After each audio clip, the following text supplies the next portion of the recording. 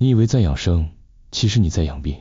在当今这个快节奏的生活中，养生二字备受推崇，仿佛已经成为了现代人生活的一部分。但是，有多少人明白，自己在追求所谓的养生时，实际上却是在养病？今天我们就来聊聊这个搞笑却深刻的话题。养生秘籍，不如听从懒。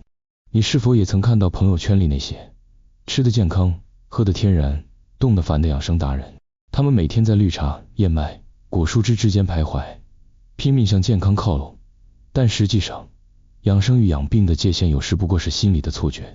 常见场景，我每天喝果汁，感觉身体轻松。其实，果汁浓缩了糖分，喝来喝去，不仅能量满满，还慢慢变身小胖墩。食材知识大揭秘，一封来自病的信。市面上琳琅满目的养生食材让人眼花缭乱，然而有些食材如同伪善者，看似美味健康，实则暗藏杀机。坚果不等于健康，坚果看似无害，但你知道吗？一把坚果的热量往往能顶得上几碗米饭。所以，请亲自计算一下，你是要坚果，还是要坚果秤呢？花草茶的隐患，喝花草茶没问题，但别忘了，每种花草都有其性格，一些本身具有药性，有可能成为病的温床。例如，某些菊花茶虽是清热降火，但多喝反而易引起寒气入侵，腹泻成常客。心态至上，养心是关键。在这悲喜交加的养生之路上，最重要的其实是心态。很多时候我们用养生的名义绑架自己，短时间的暴走式健康生活，最后迎来的却是自我毁灭的循环。听说过心态决定一切吗？与其拼命嚼麦片、喝清汤，不如偶尔放松心情，享受一块巧克力，给自己一个放松的理由，才是知语之道。睡觉，你不知道的山海经。不少现代人梦寐以求的养生法则，既然简简单单就是好好睡觉。在忙碌的生活中，很多人牺牲睡眠来追求养生与工作，殊不知，失眠就是在养病。长时间熬夜不仅让肝脏遭殃，还可能造成体内内分泌失调，最终变成三高人群的一员。睡眠小贴士：定时作息，保持良好的睡眠质量。睡前放空，远离手机的蓝光烦扰，把床铺打造成幸福小窝，让你按上入睡的瞬间。巧妙结束，别让养生伤了你。养生之道其实并不复杂，关键在于放松心态，平衡生活。不要让养生变成一种负担，反而让我们在无形中养到了病。生活的快乐不只是绿色的蔬菜、无糖的饮品，更在于健康的心态和快乐的生活。所以，下次再有人问你在养生吗？你可以笑着回答，我在享受生活，挑选性养生。保持快乐，才能真正让生命绽放光芒。愿你我都能在养生的路上，活得从容、快乐、自在。对于退休后的生活，养生确实是非常重要的。随着年龄的增长，身体的各个器官功能都会逐渐下降，因此需要更加注重保健和养生。以下是一些关于退休后养生的建议。一、合理饮食。饮食是维持身体健康的重要因素。在退休后，可以更加注重饮食的搭配和营养的摄入，建议多吃蔬菜、水果、全谷物等富含营养的食物，少吃油腻、辛辣、刺激性食物，避免过度饮酒和吸烟等不良习惯。二、适度运动。运动可以帮助保持身体健康和心理健康。在退休后，可以选择自己喜欢的运动方式，如散步、慢跑、瑜伽、太极等，每周坚持进行适量的运动。三、保持良好的心态。退休后可能会面临一些生活上的变化和挑战，如失去工作、社交圈子变小等，这些都可能会对心态产生影响。因此，需要学会调整自己的心态，保持积极、乐观的态度，学会放松自己，缓解压力。四、培养兴趣爱好。退休后有了更多的时间，可以尝试培养自己的兴趣爱好，如读书、旅行、绘画、音乐等。这些活动可以丰富生活，提高生活质量，同时也有助于保持身心健康。五、定期体检。退休后需要更加关注自己的身体健康，定期进行体检，及时发现和治疗疾病。总之，退休后要学会养生，注重身体健康，合理饮食，适度运动，保持良好的心态，培养兴趣爱好，定期体检，让自己的生活更加充实和有意义。健康确实是咱们生活的基石，没了它，其他啥都是浮云。现代人的生活节奏快得像加了速，每天忙得跟打仗似的，吃饭睡觉都不规律，这样的生活，时间长了，身体不抗议才怪呢。所以，越来越多的人开始注重养生，拿起保温杯，泡上枸杞，慢慢悠悠地享受生活，培养健康的生活方式。养生这事儿得持之以恒，不是一朝一夕就能搞定的。下面给大家分享5个养生小习惯，坚持下来，身体自然棒棒哒。习惯1，抓住早晨的黄金时间，开启完美一天。早晨这会儿简直是天赐的礼物，好好利用这段时间，能让你一整天都精神百倍。建议早上尽量自然醒，如果非得靠闹钟，也别一响就跳起来，可以先伸个懒腰，踢踢腿，活动活动脚趾头，让自己清醒，然后伸伸手臂，拉伸一下。起床后喝几口温水，这样不仅能帮助消化，还能让你口气清新，血管也舒坦，不会那么黏糊糊的。习惯2，按时吃饭，别吃太撑。忙起来的时候，吃饭时间都不固定，有时候下午3点才想起午饭没吃，或者不饿就干脆省了，这样可不行，时间长了，身体会抗议的。按时吃饭，别吃太撑，这是保持健康的关键。每天3餐定时定量，喝酒也要有度，这样身体才能保持最佳状态。习惯3，早睡早起，保证睡眠充足。熬夜这事儿真是健康的大敌，新闻里经常看到熬夜搞出问题的，所以别跟自己的身体过不去。坚持早睡早起，让身体和大脑都能得到充分的休息。万一真有事儿得熬夜，那就先睡一觉再说，这样效率高，身体也扛得住。习惯4，抽空运动，让身体动起来。再忙也得抽时间运动，这对身体好，预防疾病，哪怕只是散个步也是好的。散步不仅能锻炼身体，还能让大脑放松，说不定走着走着灵感就来了。很多大佬都喜欢散步思考问题，这可是个双赢的健康管理法。习惯5，保持好心态，乐观面对生活。心态这东西对咱们的大脑和身体都有影响，心态不好，压力大，身体也紧张，各种问题就来了。所以保持个好心态特别重要。乐观积极的心态不仅能减轻心理压力，还能让身体更健康，生活更美好。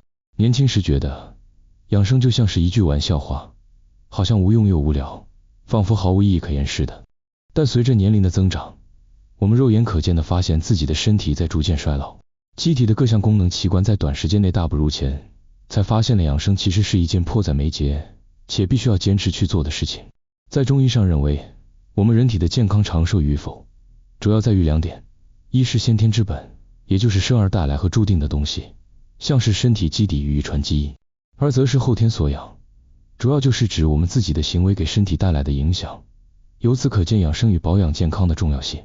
但是呢，并非所有流行的养生之道都是合理、正确的，特别是一些断章取义的说法，不仅不能起到让身体更强健的作用，反过来还可能对身体造成极大的损伤，危害极大，要尽早的了解和分辨才行。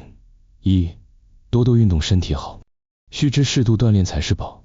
运动对身体的好处极多，除了能促进身体新陈代谢，提高心肺功能，促进血液循环，增强体质，对预防心脑血管疾病和对抗骨质疏松等问题很有正向作用。但是呢，凡事讲究个过犹不及，也就是说要有度，不能一味的追求时间和强度。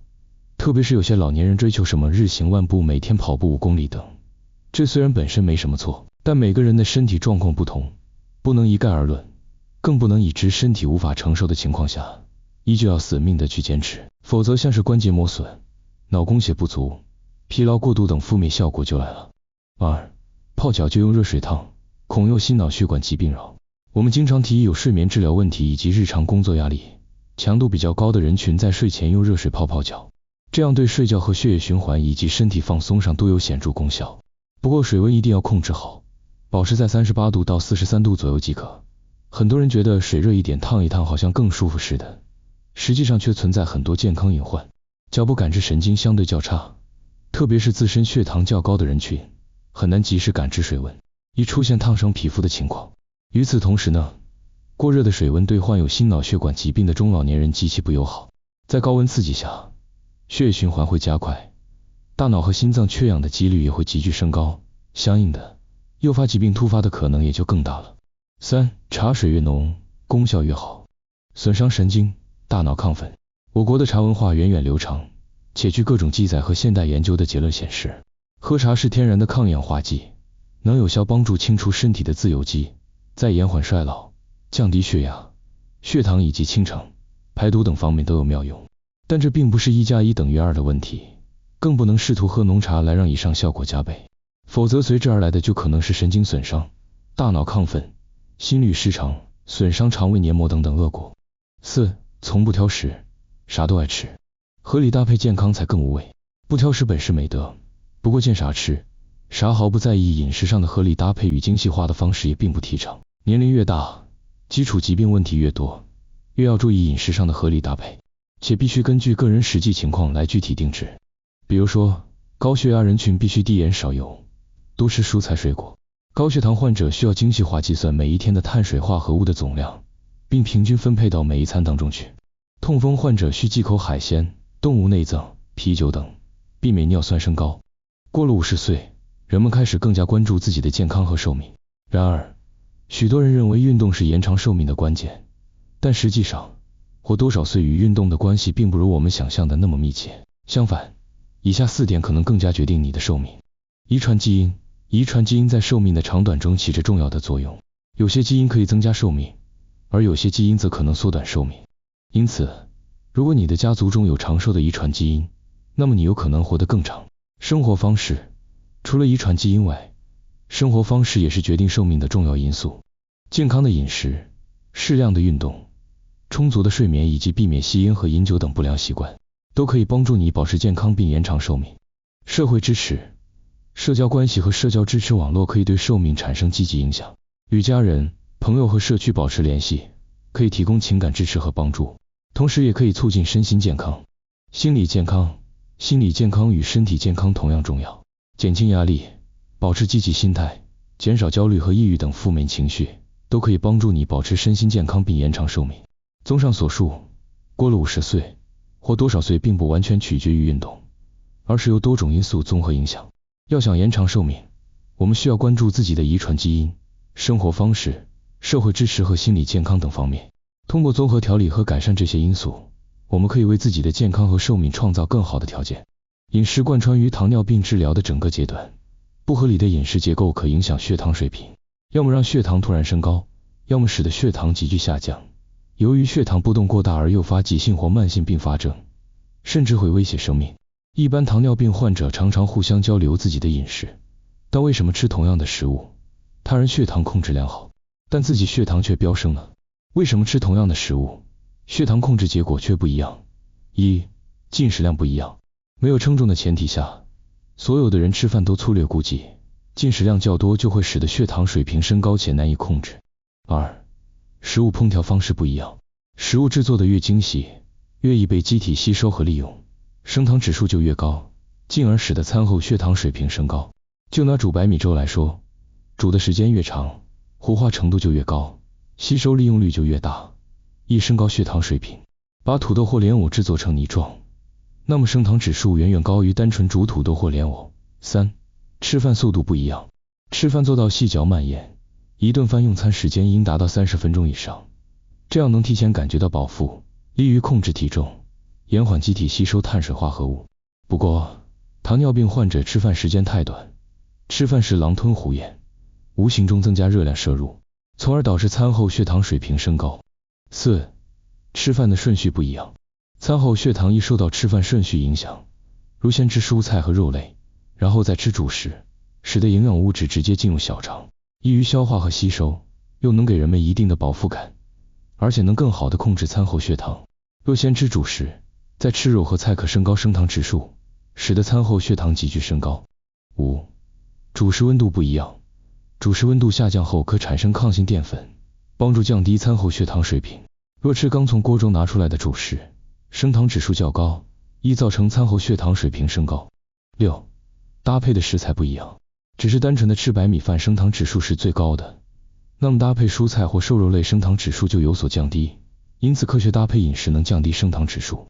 七、基础代谢率不一样。